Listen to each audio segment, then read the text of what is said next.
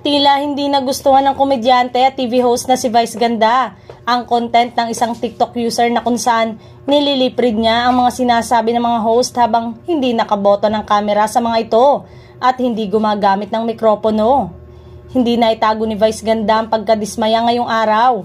Sa inis ni Vice Ganda, nadamay ang mga madlang people na kumukuha ng mga pasekretong video habang nasa audio. Hindi tuloy naiwasan ni Vice na magkomento on air habang nagkikwentuhan tayo mga nakaganyan na, nakatakip na ang mga bibig. Sa madlang people, may mga nagvi-video tapos nagliliprid tayo sa TikTok. Kasi syempre may mga personal naman tayong pinag-uusapan, 'di ba? Nakakaloka, nakakatakot kasi pag mali yung sinasabi tapos kakalat. Eto, so bad, hindi maganda yon. Sobrang kamaritesan na yon. Nakakabastos, nakaka-offend sa part namin. Syempre, deserve din namin ng privacy. Mag-usap-usap kami magkakaibigan.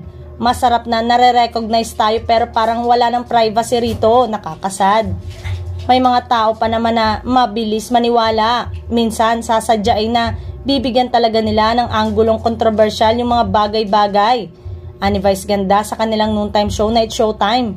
Hindi maganda ang ganong gawain. Inulit nito na may mga personal na pinag-uusapan rin naman ng mga host na hindi dapat sinasabi sa publiko. Ang nakakatakot, kapag mali yung sinasabi tapos kakalat, dagdag pa niya. Kumakalat kasi sa TikTok ngayon ng isang content creator na naglilip-reading ng mga artista upang makuha ng ibang netizen ang naisabi ng mga tao. Samantala, patuloy naman ang content creator, hindi lamang sa It's Showtime host, maging sa ibang artista ay nagawa na niya ng lip read habang off-air at nag-uusap. May mga naimbyerna naman sa madlang people dahil ginawa nitong content ang mga off-air na eksena.